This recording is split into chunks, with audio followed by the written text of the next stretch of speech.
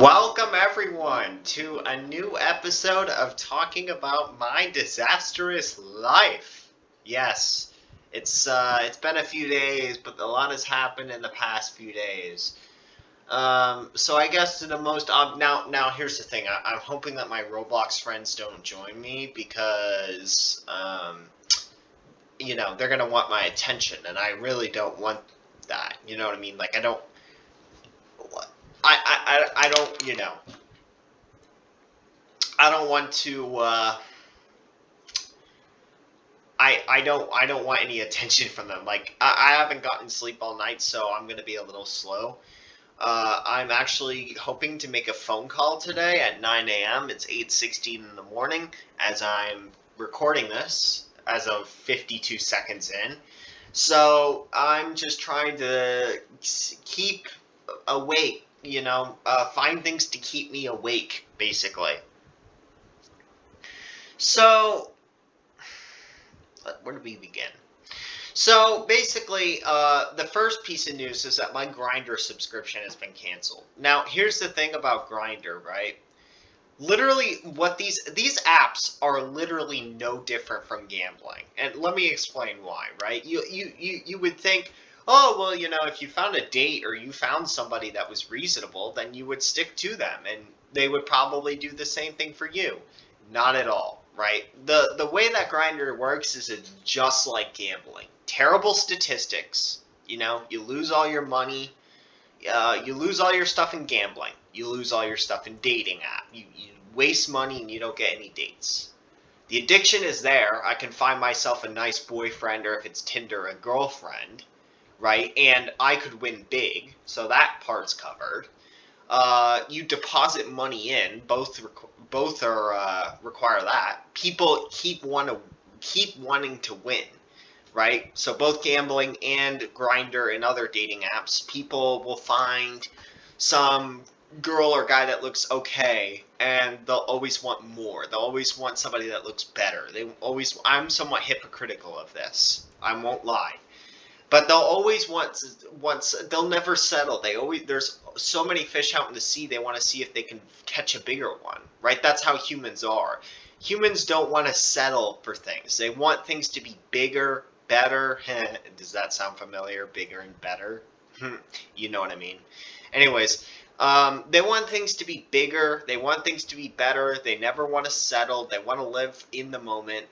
So they just, when it comes to dating or gambling, both human behaviors, behaviors that are kind of shared, like features that are kind of shared. My bad. Humans basically react to them in the same way, and the dating apps know this. The dating apps know that they're essentially gambling, right? You're gonna lose, right? The house always has the advantage. Just like you're not going to find anybody and they're going to keep draining your wallet. The addiction is there. The I want more winnings is there. The never settle is there. You'll win a little bit, right? Like maybe you'll get a guy's or girl's phone number, right? So you'll win a little bit, just like in gambling. But it won't be anything. And even if you do get a date, there's like a 90% chance that they'll just find somebody else interesting on the app instead of you, and they'll just ditch you for it, right? So basically, when you really think about it, gambling and dating apps are the same thing. And here's what they really want you to do, right? What they really want you to do, and what really rakes in money, and what a lot of subscription-based services do, is a little feature known as auto renewal. So basically, this feature will make you pay for shit over and over and over and over and over again. And what they want is for you to not even use the service, right? So, it's going to auto renew on, let's say August 13th, and then you stop using it, let's say August 26th, and then September 13th comes. October 13th comes. I think I said 13th. My memory's trash because I've been awake for so long. November 13th comes. December 3rd, and they just keep charging you over and over and over. Meanwhile, you're not even using the product. But because you agreed to an auto renew, they rake in a lot of money for that, right? And so as soon as I got the Grindr app, I set auto renew off. I know 99% of people don't do that, but I did because I knew, hey, this likely isn't going to work out, and this is more just me experimenting. Grindr was an experiment to see how kind of online dating worked. And let me tell you, it is nothing more than an addiction gambling cycle. That is literally what Grindr is. The only difference is it's seen as a normal thing, right? Gambling is seen as like an impulsive behavior if it's excessive, and Tinder and Grindr and all these apps aren't, right? They're just you're trying to meet someone, you're trying to get laid, you're trying to get a date, you know. So basically, what this is this is like non. It's not basically bashed, right, as a gambling addiction site, right? It's basically very accepted by everyone as trying to, but as a valid means of trying to meet someone. And it just sucks your money away. Right. It just sucks your money away. And they know. They know this. It's even worse on things like eHarmony and Match, right? Things like eHarmony and Match, they're even worse, right? Because the idea is that the older people that are not married get together. And the problem with that is if you're a sane human being, if you're either going to get really good, bad-looking people, and I'm not saying, I mean, there are cases where this is not true, and I'm sure there's a sizable proportion of people that this applies to, where they look good and they're single, right, for whatever reason. But if you're on one of these older dating apps like Match or eHarmony, then if you're older, if you're younger, most people are on Tinder, right? They don't go on Match or eHarmony. Nobody in this generation, this godforsaken generation, talks about Match or eHarmony, right? So they talk about Tinder and Grindr, right? And this generation is more sex-based than other ones, I feel like. That may not be true, actually. In fact, it probably isn't true. I feel like people talk about hookers and, less than what Gen X would, or the baby boomers. They were known to be, people that would go and have one-nighters. You know what I'm saying? But that's besides the point. Tinder and Grindr are the latest dating apps, right? eHarmony and Match are for boomers. And the problem is, if you're a middle-aged or later man, first of all, you're going to be forced on eHarmony or Match. You will. What I've also heard from none other than my dad, but also I want to check this out, is that essentially to receive messages it doesn't cost anything, but to send messages it does. And guess which gender or which sex sends messages? That's right, it's the males. It's not the females. So at the end of the day, it's basically a sexist-based system where they know the men are going to send messages to the girls, and the girls don't. I mean, I'm not sure. I'm sure the girls probably have to pay too, right? It's not like the company is just going to say, oh, 50% of the user base. Well, theoretically, it's probably more males than females, but a sizable percentage of the dating base, we're just not going to charge them. Like, I'm sure they get charged too, but it is particularly aggressive against men because they're looking for someone, and the females just don't really send to males. It just doesn't really happen. It's the same thing with, have you ever heard of a girl asking a guy out on a date? If you said yes, then it's rare. I mean, I'm sure it happens a good 10 to 20% of the time, but it's still very rare, right? Girls do not ask out guys. Guys ask out girls. Same thing with eHarmony and Match, and they know this. So they basically target the men, and they have to pay to talk to these girls. And it's particularly aggressive among men compared to the girls. But anyways, back to my point, is basically, I have heartburn. Boy, oh boy, is it bad. Basically, if you are a middle-aged person and you're looking on eHarmony, then if you see a fit person, they most likely have mental health problems. If they were mentally fit, or they cheat, right? If they were mentally fit, if they were looking good, then they would be taken, right? Especially if it's a female, right? They would be taken. As more females are taken than males. That is a fact. Oh, significantly more females are taken than males, actually. But yeah, just anybody. If anybody is fit, looks really good for their age, they got mental health issues. Straight off the bat. Especially if they've been divorced before. Right? If somebody looks really good and they've been divorced before, unless it was because of like an abusive thing, it's not looking good. Right? Like if a girl, or let's say a guy, right? I don't want to just keep using girls for every example. Let's say a guy, like the girl is abusive and the guy just gets out of the relationship. That's fine.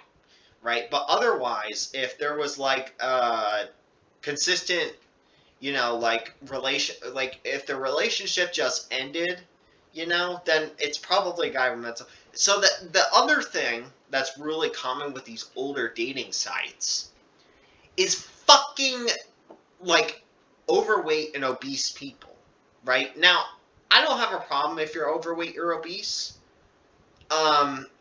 Just dating is going to be a lot harder, right? And if you're this normal person, I mean, I'm not saying you're not normal if you like overweight people, but the average person, let's say, the average fit person, you're not going to like overweight and obese people. You're not going to find it attractive. You're not going to find it attractive at all. It doesn't matter if you're a guy, a girl, whatever. You're not going to find that shit attractive. So those are the two types of people that the older dating apps target, right? Overweight people and people that are thin but have mental health problems. Yeah, you can tell I'm having heartburn problems right now. So...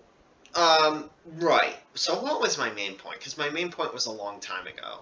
Right. If you're older, then you're particularly fucked. But if you're younger, then and you use Tinder and Grindr, they're no matter which dating app you use, you're fucked, basically. On to my last story. There's two of them I want to talk about. Is my trip back and my experience with American Airlines. So. I am not usually one to complain, and as I've heard before, people have had problems with delayed flights. But basically, what happened is I was flying with American. So my dad and I went on a cruise, and we went on a cruise in, I think, March. We went on a cruise in spring break. American delayed our first flight. We would have missed our connecting flight had we not drove like 4 hours to Dallas, right? And then not only that, but they, they forgot our bagging once we actually got to the destination we wanted to go. And so for all the night, my dad didn't have any clothes, any like shampoo, conditioner, even medicine, some of which, if he doesn't take, is life-threatening. So he got really pissed at America, and I was quite pissed, but I got my stuff, all right? And sometimes things happen, so I was willing to let it go. So my next experience with American is, you guessed it, going to my mother's house this summer, 2 weeks ago, right? Because I was there for 2 weeks, and I left just a couple days ago. So it was approximately 2 weeks ago, right? So, right.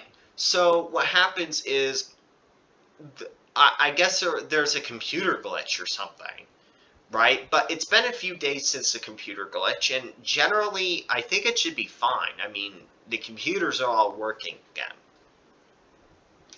Well, they forgot to fuel up on jet fuel or some shit, and there was like maintenance problems with the aircraft. I'm not sure if it was because of the computer glitch, but I don't think it was. And honestly, American fucked me so hard because I had a connecting flight and it was like a 2 hour delay, and I actually missed the connecting flight because of it. So I had to stay in Dallas. This was in Dallas again, Dallas Fort Worth Airport for like 5 hours. Yeah, I know my avatar's pretty gay, huh? Let's just take a look at it. Yeah, that's pretty gay. I am pretty gay. So, mind you, there's no thigh highs, there's no fucking, it's just cat boots. You know, these cat boots were actually inspired by one of my friends that I used to get along with, and I wore them as a joke. But now I actually like them. I actually stole them from Aries. I remember that whole thing. I wanted to dress up as her to mock her, and like, um, at the time we were kind of salty towards each other, but I think we're good now. Um, but yeah, it was funny. Now I actually wear them because I'm just that gay. I'm just that gay, bro. So yeah, right. So I'm stuck at Dallas Airport for 5 hours, and like I got like a $15 meal voucher. And oh my God, was I so pissed. I was pissed off. I was yelling. Not yelling as in causing a disturbance at the airport to where police would have to escort me out. But I was like, within reason, mad, right? And I went up to the desk and I'm like, can I get a refund? And so I fill out a refund form and I don't hear anything back from them. The only thing that I got back was $15 vouchers. Right. So next, not this flight, but 2 weeks later, because remember, I went there 2 weeks ago and I just got back. So it would have been around a few days ago, right? This was a few days ago. So 2 weeks in the past to 2 weeks now, or which is approximately where my flight is, minus a few days, right? So I go with American, right? They delay my flight to the point where I'm going to mathematically miss my connecting flight. I don't even, my airport does not even have another, like my airport in this area, it's a regional airport. It's really small, really, really small. And dead ass, like okay, I remember I was going to get, let's see. I was going to get at the airport at 8:51 p.m. Yeah, 8:51 p.m. And my connecting flight left at 9:27. So it takes me like 10 or 20 minutes to like get off the flight. Like 10 minutes to get off. Right? So it'd be 9:01. Right? If everything went to plan, the average time would be 8:51 I landed, 9:01 I get off. Right? Maybe we'll say 8:58. 7 minutes. All right? That's reasonable. Now, 9:27, I have to get on the terminal bus, and the terminal that I entered in Dallas Fort Worth was the E terminal, and fucking the terminal is like, you have to walk across like, I would probably say like 5 football fields. I know that doesn't sound like much, but 5 football fields worth to get to the actual terminal. And that's not even the Skylink connection, which is a train that goes right to the B terminal where I needed to go. And basically, oh yeah, and I have one more story after this. Basically, right, there's no fucking way I'm going to make that flight. Boarding's going to be 15 minutes before the flight. So if you do the math, 9:27 p.m. minus 15 would be 9:12 p.m. Would be 9:12 p.m. and I get off the plane at like 9. So I would have 12 minutes to walk all across the terminal, take the Skylink, right, and then go to where the plane is and board it. I guess it's doable if the Skylink is extremely quick, because you also have to factor in Skylink times, right?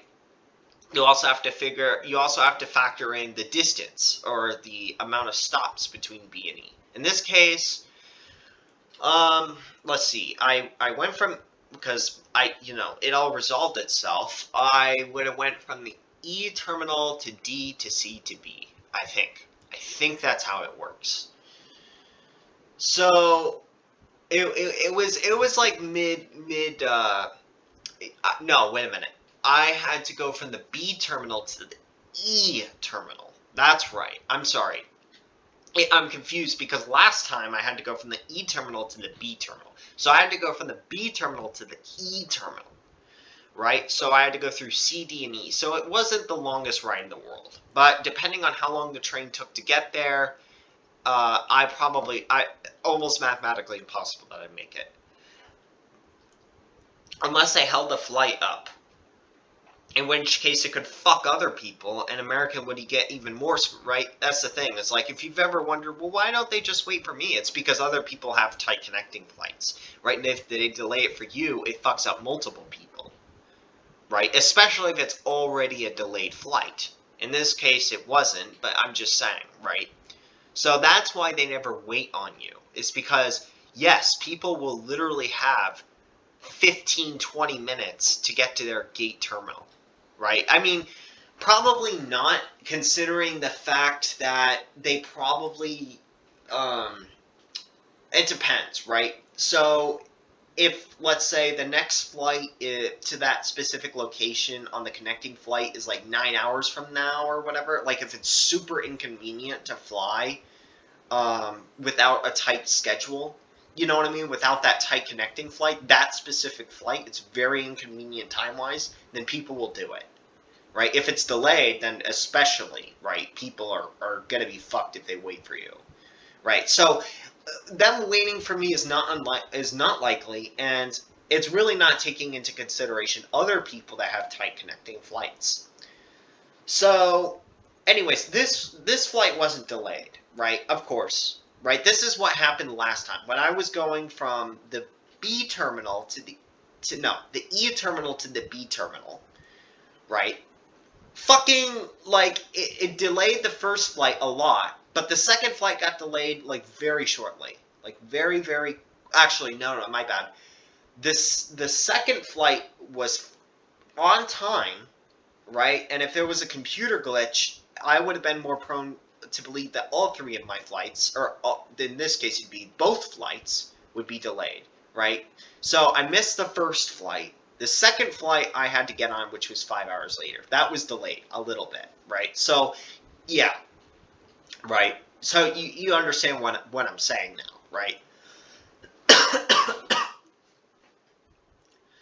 So yeah, the second one was on time. My first one was delayed. Now, going to the the one a few days ago, right after my visitation with my mother, I was so worried. I was very worried about the fact that I could potentially, miss my flight, and I don't even know. Like, I guess the other closest airports, there were two of them. They were pretty major. Could take me on a flight and it wouldn't be too bad, but I wanted to get home. Like, I didn't want to be there for longer. And it was an hour drive from those airports, both of them, to where I live. So thankfully, that after I had a freaking meltdown and lost my shit, not at them, right, at my house, as I'm getting ready to leave the airport, they actually scaled back the delays, and I'm able to make my flight pretty easily. And that flight was on time. That second flight, the second time, was on time. So it's just been a very rocky experience with American Airlines, and honestly, I'm just gonna say, like, really, I want to push this soccer ball out. Oh, what? Come on. I want to push this. I want to push this soccer ball out. I want to see what happens. I think it'll probably just respond because the basketball also does the same function, right? If the basketball does the same function when you take it out of the gym, yeah, that's what I figured. If the basketball does the same function where if you take it out of the gym it responds, then the soccer ball will too. Centering will have the same idea to do it. Speaking of, I've never got now we're gonna talk about this and then one more thing, right? I have to get onto this. Why the fuck do people care so much about their RHS house? Now I get it, right? Roblox High School. I have a huge history with this game. I online dated on this game a shit ton, like a shit ton when I was 14, 15-year-old. That was my only social outlet. Who could blame me? I mean, mental giftedness as handicap, or well, I shouldn't say it, as basically destroyed my, disabled my fucking ability to socialize in middle school. So I really didn't have any, I didn't have really any friends, right? So yeah, of course I'm going to online date, right? But what I never really got is why the fuck would you care so much about your house? Like, if you really cared about home design, you should go to Bloxburg. Now, keep in mind, at the time, I'm not sure how advanced Bloxburg was, right? When this game was popular, Bloxburg was probably in its very early stages. But even so, man, I mean, these houses are butt ugly, right? Even if I made my house a superior interior design, right? Like a very good interior design, right? Free furniture, I know. And the rug isn't even fucking centered. But it's okay. So, like, there's one shitty window. It looks like 2009, right? It looks like 2009 Roblox. Like, there's like a couple windows. For the kitchen, there's not even windows, right? And for the bathroom, there's not even windows either. And it's all super simple block design with nothing, right? I mean, this is like, honestly, this is some of the worst furniture I've ever seen. Like, honestly, this is so bad. Like, the houses look way less developed than somewhere like Club Red, right? Club Red looks way more interesting. If we go in the interior, you'll notice the material is way more interesting. But notice how there's like all sorts of patterns and cool windows, and there's like these like nice things here, and there's like these nice floor designs. The fucking houses don't have that. Look at these pieces of furniture, how much more interesting they look. Right? Let's walk into somebody's house just for no reason at all. Right? I mean, all right. Yeah, let's just break into somebody's house, right? So, oh my god. So, I mean, some of these furniture designs are great, but if they made it half as interesting as Club Red, then maybe it would make sense on why to focus on your house. But until then, literally, like, it is so stupid. It is so dumb to want to work on a house and fixate on a house because the exterior will always take points off, right, from it being actually impressive. So there's not really a reason or a want to develop the house. I mean, even look at the cabins. Now, this is where I online dated a lot. Right? I've had some regrettable mistakes online dating. Text does take away tone in a lot of ways. Sometimes you aren't able to tell what people are thinking and stuff. But this is where I online dated a lot in here. But look at how much better this cabin is designed. Like, literally, it is so much more interesting. Even the furniture, like, let's look at the shower, right? I mean, these are pretty basic, but this is so much more interesting than the houses ever would be. Like, literally. And it's in a much nicer place, right? I mean, they couldn't do anything with the homes. Oh yeah, my friend's joining me, of course. So, yeah, well, final thing I'm going to talk about. There's this dog, right, that's outside of my house. And this dog is like we think he's from 40 miles away, right? And he's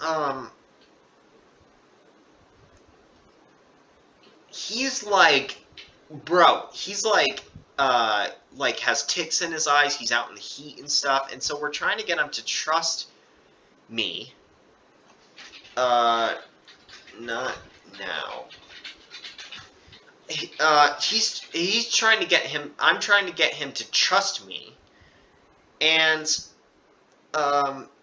so we put out like steak and things like that. Or my dad's trying to get him to trust me so he can be put in a shelter because his life is horrible and he's just rolling. The reason why I brought it up is because I'm roaming around as I'm filming for my channel.